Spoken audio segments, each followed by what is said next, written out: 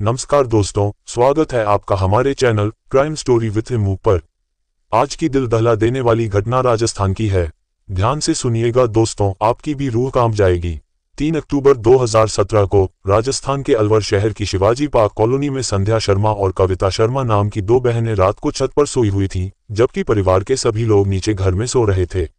लेकिन छत पर सुबह ही सूरज की रोशनी के कारण संध्या और कविता की नींद उस दिन जल्दी ही खुल गई, जिसकी वजह से वे दोनों बहनें पानी का मोटर चालू करने के लिए नीचे आ गईं। जैसे ही मोटर चालू करने के बाद वे दोनों बहनें कमरे के अंदर गईं, तो वहां का दृश्य देखकर उनके मुंह से चीख निकल गई। उनके रोने की आवाज सुनकर आस पड़ोस के लोग भी इकट्ठा हो गए। वे लोग भागकर बनवारी लाल शर्मा के घर में गए, लेकिन पड़ोसियों ने भी जब उस कमरे का मंजर देखा तो एक पल के लिए उनका भी कलेजा दहल गया, क्योंकि उस कमरे में लाशें ही लाशें पड़ी थीं।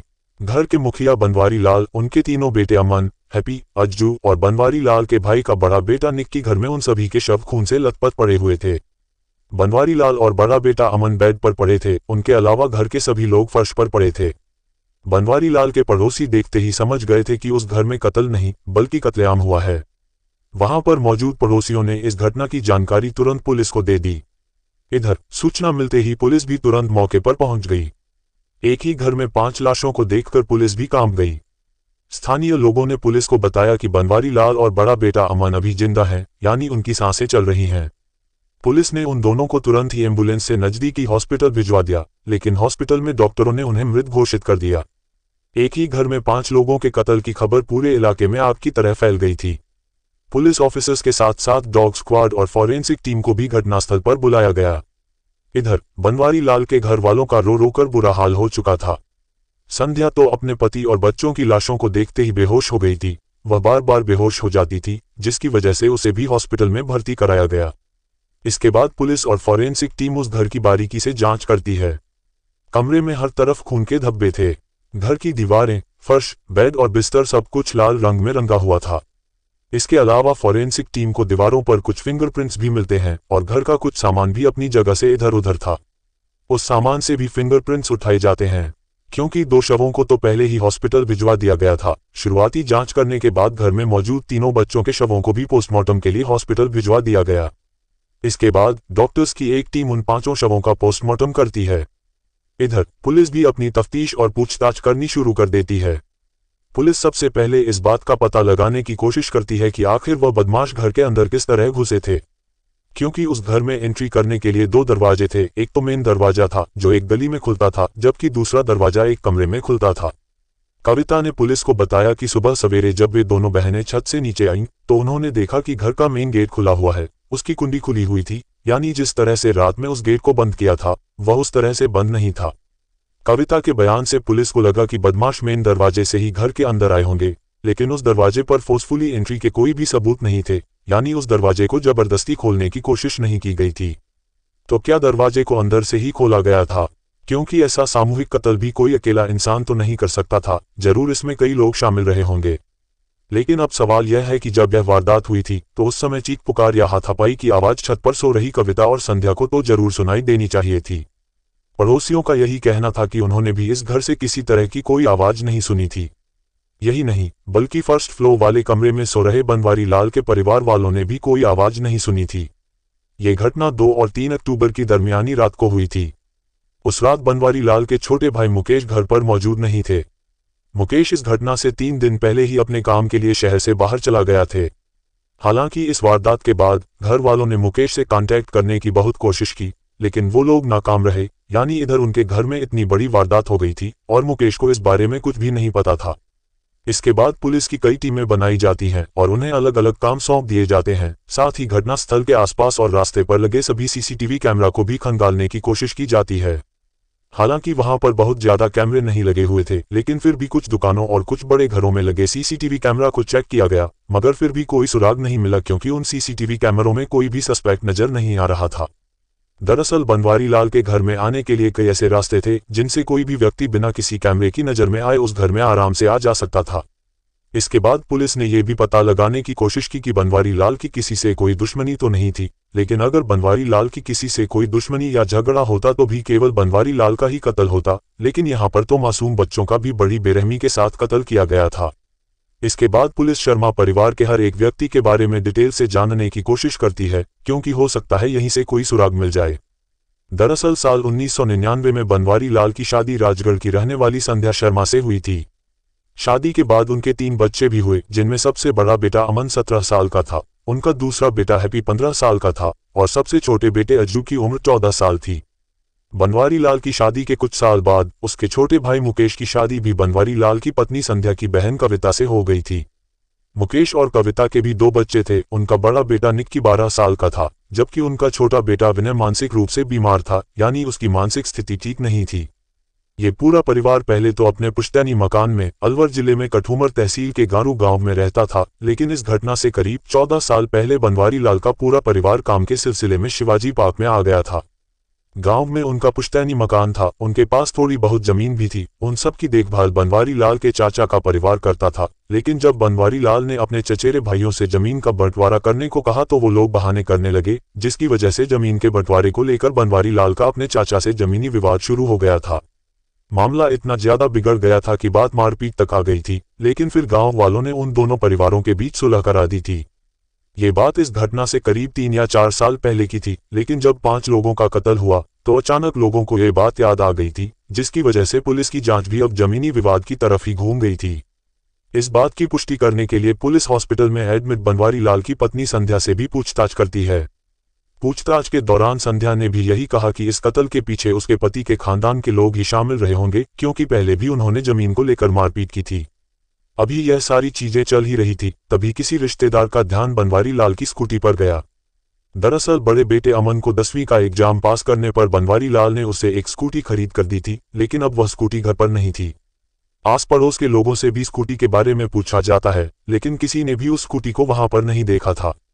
और जब हर जगह ढूंढने पर भी वो स्कूटी नहीं मिली, तो पुलिस ने अनुमान लगाया कि शायद कातिल ही स्कूटी को लेकर फरार हो गए होंगे। इधर पोस्टमार्टम करने के बाद घटना वाले दिन यानी 3 अक्टूबर की शाम को ही 5 शव परिजनों को सौंप दिए गए। अभी तक पोस्टमार्टम रिपोर्ट तो नहीं आई थी, लेकिन पोस्टमार्टम करने वाले डॉक्टरों ने पुलिस को बताया था कि उन्हें लगता है कातिलों की इस परिवार से बहुत गहरी दुश्मनी रही होगी, जिस कारण बड़ी ही निर्ममता से उन सभी को कत्ल किया गया था। कत्ल करने के लिए किसी 2-धारी चाकू जैसे हथियार का इस्तेमाल किया गया था, जिसके वार से हड्डियां तक टूट गई थी। उन सभी के गले पर कट के निशान भी पाए गए थे। इसके अलावा पेट और दिल पर भी कई वार किए गए थे।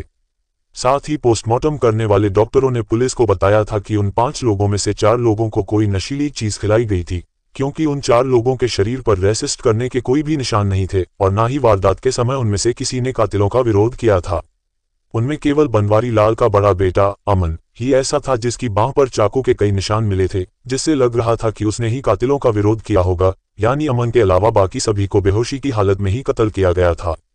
जांच के दौरान घर वालों ने पुलिस को बताया कि घटना वाली रात को सभी लोग जल्दी सो गए थे और उन्हें उस रात नींद भी बहुत गहरी आई थी। शायद यही वजह थी कि उस रात किसी ने भी घर में कोई शोर नहीं सुना था। इधर पुलिस सोच रही थी कि पूरे परिवार को एक साथ इतनी गहरी नींद कैसे आ सकती है। कहीं ऐसा तो नहीं था कि उस पूरे परिवार को ही नशीली चीज खिलाई गई हो। घर में पिछली रात की कुछ रोटियां और सब्जी वगैरह बची हुई थी। पुलिस ने उनको भी जांच करने के लिए लैब में भिजवा दिया, क्योंकि अब पुलिस को शक होने लगा था कि कहीं ना कहीं इस वारदात के पीछे घर के ही किसी व्यक्ति का हाथ हो सकता है, क्योंकि घर का मेन दरवाजा भी अंदर से ही खोला गया था। इधर पुलिस की एक टीम ने बनवारी लाल के बेटे अमन की स्कूटी को भी तलाश करना शुरू कर दिया था। इसी दौरान किसी ने पुलिस को खबर दी कि रेलवे स्टेशन के पास मंडी मोड़ पर एक लावारिस स्कूटी खड़ी है। जानकारी मिलते ही पुलिस ने उस स्कूटी को कब्जे में ले लिया और उसे बनवारी लाल के घर वालों को दिखाया। उन्होंने देखते ही उसकी पहचान कर ली, वह स्कूटी बनवारी लाल की ही थी। उस स्कूटी पर भी खून के कुछ धब्बे पाए गए थे, उसके हैंडल पर भी निशान थे। इसके बाद पुलिस मंडी मोड़ पर लगे सभी सीसीटीवी कैमरा को खंगालना शुरू करती है और यह पता लगाने की कोशिश करती है कि आखिर स्कूटी को यहां पर किसने पार किया था। आखिरकार पुलिस को एक सीसीटीवी फुटेज में 2 और 3 अक्टूबर की दरमियानी रात 1:04 पर 2 लोग स्कूटी से आते हुए दिखाई देते हैं। उनमें से एक व्यक्ति मंडी मोड़ पर ही उतर जाता है। वहां पर लगी पानी की टंकी में उस व्यक्ति ने अपने हाथ, पैर और मुंह धोया, जबकि दूसरा व्यक्ति उस स्कूटी को एक दीवार के पीछे ले जाकर लावारिस हालत में छोड़ देता है। इसके बाद वह दूसरा व्यक्ति भी पानी की टंकी के पास आता है। उसने भी अपने हाथ, पैर धोए और फिर वह दोनों वहां से फरार हो गए। रात में अंधेरा होने की वजह से उनका चेहरा साफ दिखाई नहीं दे रहा था, लेकिन स्कूटी पर जो फिंगरप्रिंट्स पाए गए थे वह तीनों ही फिंगरप्रिंट्स मौका वारदात पर जो फिंगरप्रिंट मिले थे उनसे मैच हो गए थे। लेकिन वारदात वाली जगह पर एक और चौथे व्यक्ति के फिंगरप्रिंट भी थे जो किसी से भी मैच नहीं हुए थे। इससे पुलिस ने अंदाजा लगाया कि इस कत्ल में 4 लोग शामिल हैं और चौथा व्यक्ति जरूर कोई घर का ही है। पुलिस को घर वालों पर शक तो पहले ही था, क्योंकि बनवारी लाल के छोटे भाई मुकेश का भी कुछ अता पता नहीं था। पुलिस को उस पर भी शक था।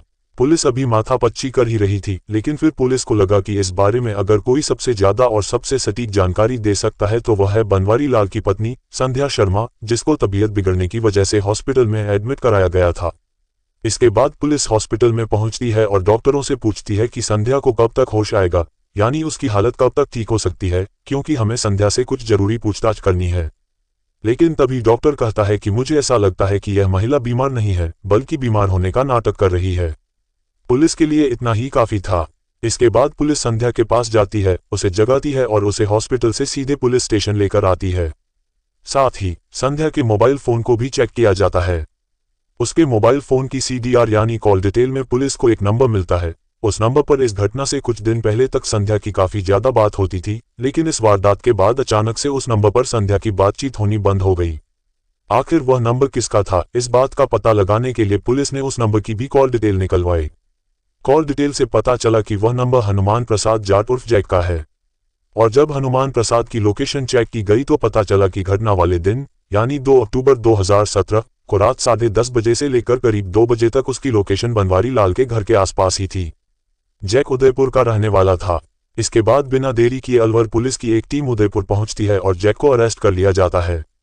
लेकिन जब उसे संध्या के सामने लाया गया तो जैक को पुलिस स्टेशन में अपने सामने खड़ा देखकर संध्या घबरा जाती है और वह अपना जुर्म स्वीकार कर लेती है। दरअसल संध्या ने ही अपने प्रेमी और 2 किराए के कातिलों के साथ मिलकर अपने पति और जिगर के टुकड़ों यानी तीनों बच्चों और भतीजे का बड़ी ही बेरहमी से कत्ल कर दिया था। संध्या एक महत्वाकांक्षी लड़की थी। उसको लग्जरी लाइफस्टाइल, महंगे कपड़े और महंगी गाड़ियों का शौक था, लेकिन उसके घर वालों ने उसकी शादी एक लोअर मिडिल क्लास फैमिली में कर दी थी, जहां पर घर का खर्च भी बहुत मुश्किल से चल पाता था। और जब संध्या के 3 बच्चे हो गए तो जिम्मेदारी और भी ज्यादा बढ़ गई। दरअसल संध्या पहले से ही थोड़ा बहुत ताइक्वांडो मार्शल आर्ट जानती थी, इसलिए फिर से उसने ताइक्वांडो की ट्रेनिंग ली और फिर खुद भी ताइक्वांडो कोच बन गई। वह अलवर जिले के लोकल बच्चों को ट्रेन करने लगी, यानी कोचिंग देने लगी।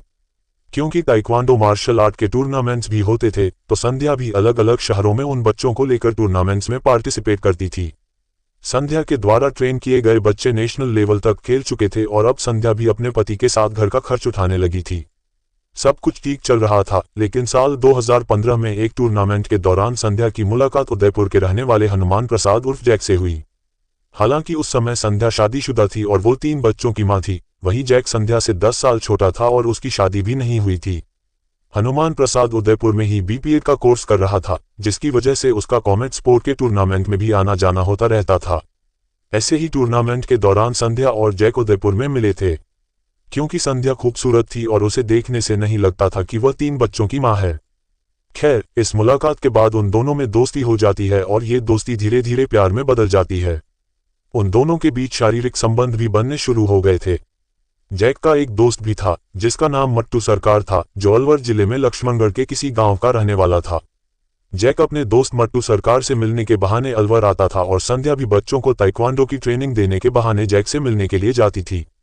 वे दोनों कई दिनों तक मट्टू सरकार के घर पर ही रहते थे। लेकिन यह एक्स्ट्रा मैरिटल अफेयर आखिर कितने दिनों तक छुप सकता था। और फिर एक दिन बड़ा बेटा अमन अपनी मां को जैक के साथ देख लेता है। अमन सारी बात अपने पिता बनवारी लाल को बताता है। बनवारी लाल संध्या को बहुत डांटते फटकारते हैं और उसे समझाते हैं कि यह काम तुम्हें शोभा नहीं देता, तुम्हारे 3 बच्चे हैं, तुम्हें शर्म आनी चाहिए। लेकिन संध्या तो जैक के प्यार में इतनी अंधी हो चुकी थी कि वह कुछ समझने को तैयार ही नहीं थी, जिसकी वजह से संध्या के घर से बाहर जाने पर भी रोक लगा दी गई। लेकिन संध्या तो प्यार में बहुत आगे निकल चुकी थी। वह तो अब जैक से शादी करना चाहती थी और उसके साथ ही जिंदगी बिताना चाहती थी। संध्या और जैक का मिलना जुलना तो बंद हो गया था, लेकिन संध्या अब भी घर वालों से छिपकर जैक से फोन पर बातें करती थी। लेकिन फिर अचानक इस घटना से 3 महीने पहले संध्या ने जैक से कहा कि अब उसके पति बनवारी लाल और बड़े बेटे अमन को रास्ते से हटाना ही होगा। शुरू में तो जैक ऐसा करने से मना कर देता है, लेकिन वह भी संध्या से प्यार करता था और उससे शादी करना चाहता था। इसीलिए संध्या के बार बार कहने पर जैक भी तैयार हो जाता है।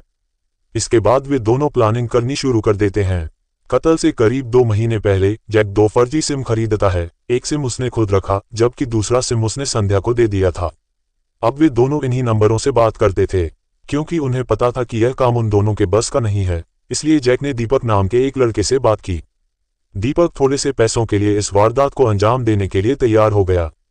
साथ ही दीपक ने अपने मामा के भाई कपिल को भी इस खूनी प्लान में शामिल कर लिया। दीपक और कपिल मात्र 10,000 रुपये में 2 कत्ल करने के लिए तैयार हो गए। इसके बाद इस घटना को अंजाम देने के लिए 2 अक्टूबर का दिन चुना गया। घटना से 3 दिन पहले यानी 30 सितंबर को जैक ने एक चाकू तो ऑनलाइन मंगाया था, जबकि दूसरा चाकू उसने मार्केट से ही खरीदा था। साथ में वे लोग सर्जिकल ग्लव्स भी खरीदते हैं ताकि कत्ल करते समय मौके वारदात पर कोई भी फिंगरप्रिंट न छूटे। इसके बाद जैक ने नींद की गोलियां खरीदकर संध्या को दे दी। संध्या ने 2 अक्टूबर को डिनर तैयार किया। उस रात संध्या ने रायता बनाया था जिसमें उसने बड़ी ही आसानी से नींद की गोलियां मिला दी थीं। इसके बाद घर के सभी लोग डिनर करते हैं, लेकिन उस दिन बड़े बेटे अमन की तबीयत ठीक नहीं थी। उसने रात में खाना नहीं खाया था और यही कारण था कि वारदात के समय अमन की नींद खुल गई थी। खाना खाने के बाद परिवार के सभी लोगों को नींद आने लगती है। सभी लोग सोने के लिए अपने अपने कमरे में चले जाते हैं। क्योंकि बड़े बेटे अमन ने खाना नहीं खाया था, उसे इतनी जल्दी नींद नहीं आ रही थी, लेकिन फिर भी वह कमरे में जाकर लेट गया। जाहिर सी बात है, संध्या ने भी उस रायते को नहीं खाया था।